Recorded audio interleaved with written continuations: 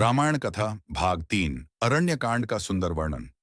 रामायण का तीसरा भाग अरण्यकांड कहलाता है। यह कथा उस समय की है जब भगवान श्री राम, माता सीता और भ्राता लक्ष्मण 14 वर्ष के वनवास के तीसरे वर्ष में चित्रकूट से आगे बढ़कर दंडक वन में निवास करते हैं। अरण्यकांड में राम के जीवन की सबसे भावनात्मक, करुण और वीरता से भरी घटनाएं घटित होती हैं। वन में श्री राम का जीवन बहुत सरल था, किंतु उनके भीतर हमेशा धर्म पालन की ज्योति जलती रही। वनवास का कारण चाहे राज्य से त्याग हो, परंतु राम ने इसे धर्म पालन और पितृ आज्ञा का व्रत मानकर स्वीकार किया।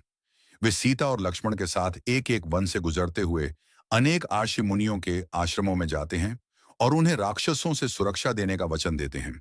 वन में आर्षि मुनियों के आश्रमों पर राक्षसों का अत्याचार बढ़ चुका था। राम ने दंडक वन में प्रवेश करते हुए प्रण लिया कि जब तक वे वन में रहेंगे, किसी भी साधु को कोई कष्ट नहीं होगा। इसी दौरान उनका सामना हुआ शूर्पणखा से, जो रावण की बहन थी। वह श्री राम के तेज और सौंदर्य से मोहित होकर विवाह का प्रस्ताव रखती है। राम मुस्कुराकर उसे बताते हैं कि वे तो पहले से ही सीता से विवाह कर चुके हैं, अतः वह लक्ष्मण से बात करे। लक्ष्मण ने उसकी मजाकिया बातों पर उसे अपमानित किया, जिससे क्रोधित होकर शूर्पणखा ने सीता पर आक्रमण करने का प्रयास किया। लक्ष्मण ने तत्क्षण उसकी नाक और कान काट दी। अपमानित शूर्पणखा रोती हुई अपने भाई खरदूषण के पास गई और राम से प्रतिशोध लेने को कहा। खरदूषण अपने 14,000 राक्षसों की सेना के साथ राम पर आक्रमण करता है।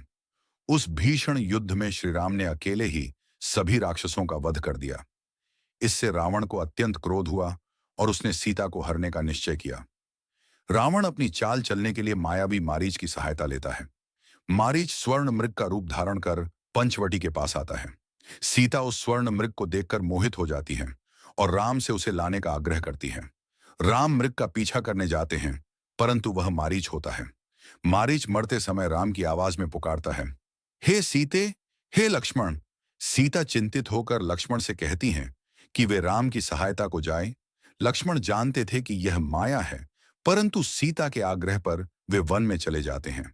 तभी रावण सन्यासी का रूप धरकर वहां आता है और भीख मांगने के बहाने सीता से संवाद करता है। वह उनके सौंदर्य और तेज की प्रशंसा करते हुए अपने वास्तविक रूप में प्रकट होता है।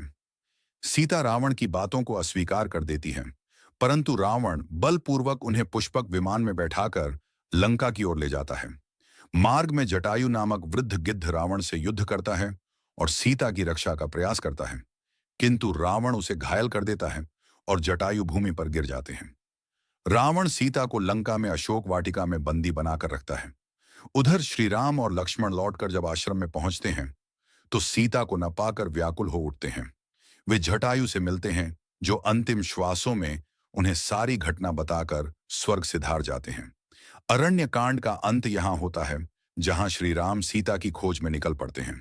इस प्रसंग में हमें धैर्य, त्याग, मर्यादा और धर्म पालन का अद्भुत संदेश मिलता है। यह भाग बताता है कि विपत्तियों में भी सत्य और धर्म का मार्ग कभी नहीं छोड़ना चाहिए, क्योंकि यही मर्यादा पुरुषोत्तम श्री राम का आदर्श है। जय श्री राम।